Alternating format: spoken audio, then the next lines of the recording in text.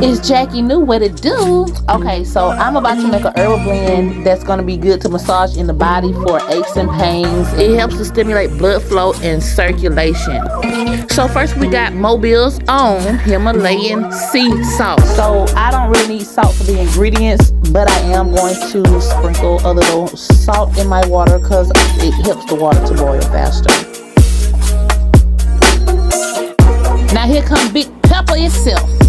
Also from Mobile, Alabama, got ginger, real ginger.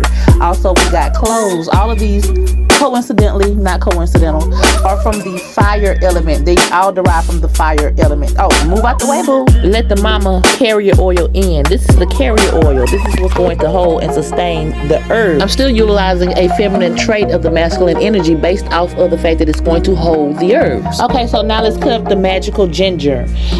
The element that ginger would derive from would be the fire element. It would hold the archetype of the sun, and it has a masculine overall energy.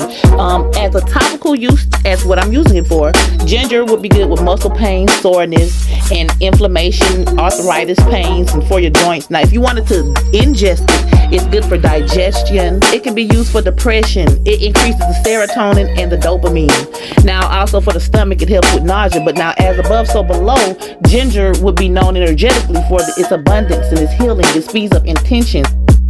To me, it feels like a Sagittarian type of energy, but meanwhile, Google says Aries, but that's neither here nor there. Okay, so now I'm putting my ginger, my magical ginger, in the container. I'm gonna fill up each herb 1/3 of the way up my container. So it's gonna be 1/3, 1/3, and 1/3. So anyways, now it's time to bring out the big boy, Big Pepper. So bear with me, y'all, because you see it's going to take some time for me to get this pepper out of the container. But if you must know, I got it in this form so that I know that it's straight pepper because it's still in this natural state.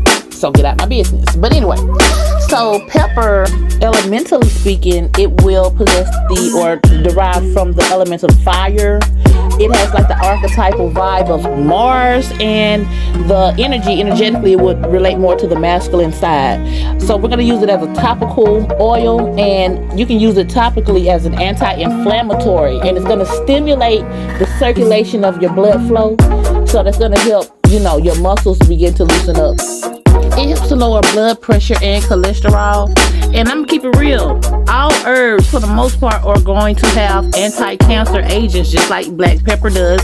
It helps prevent cancer, and just like other herbs, for the most part, it also lowers blood pressure and high cholesterol as well. However, some medications can have adverse effects when it comes to ingesting herbs or taking herbal treatments while using prescription drugs. And if that is the case, then you would need to consult a doctor, because being the way herbs and magic and life itself works, it's working based on cause and effect, just like the rest of life works. As above, so below. We can see these things above as we do them below. See?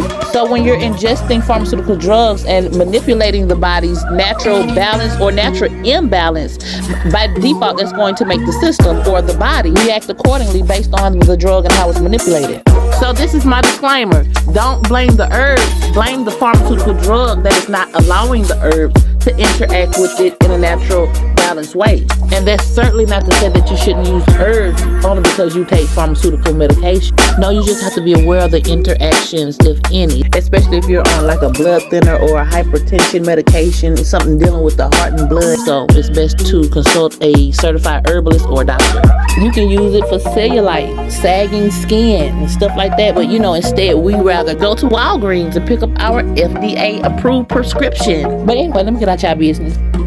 Okay, so now we're finna put the black pepper in the container. Let's be careful, because I don't like wasting stuff, especially herbs.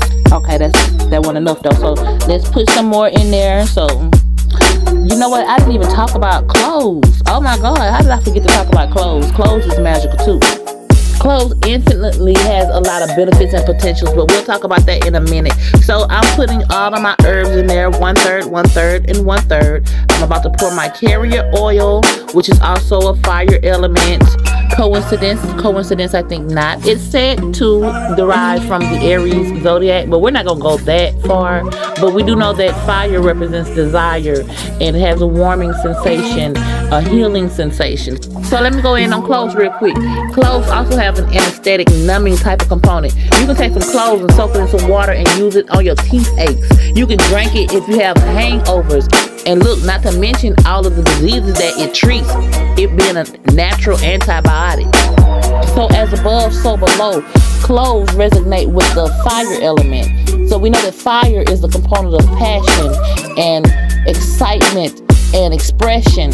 So it's like cleansing and healing through fire passionately with love and protection. In addition to the physical benefits, these things are pointing to this, esoterically speaking. And when using them and understanding the energy in which they derive from and are exuding, that's how you can set your intentions for whatever reasons that you're using them for, whether it's healing, cooking, whether it's self-care, whatever.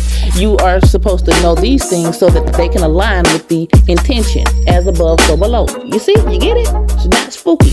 But I digress. Let me talk about the vanilla. The vanilla is good for numbing. It's an anesthetic. And it's overall, smelling it is going to induce happiness. So as above, so below, it's calling on the energy of Venus, warmth, love, balance. It helps to calm your spirit and reduce stress and help you to sleep too. The element that it derived from is fire. Okay, here I got my water boiling. I'm going to put a double boiler pot on top and let the oil steam. And we're going to let it sit for 3 to 4 hours. Now, I didn't feel like that was sufficient, so I actually took my oil after 3 to 4 hours and sat it inside of the pot and put a top on it for an additional hour or 2, just because I wanted to saturate a whole lot. I wanted to be very concentrated in a fast manner. But after I finish with it and I store it, I'm still going to let it sit and saturate for months and weeks or until it's gone. What I'm going to do next is pour this potent oil into another container.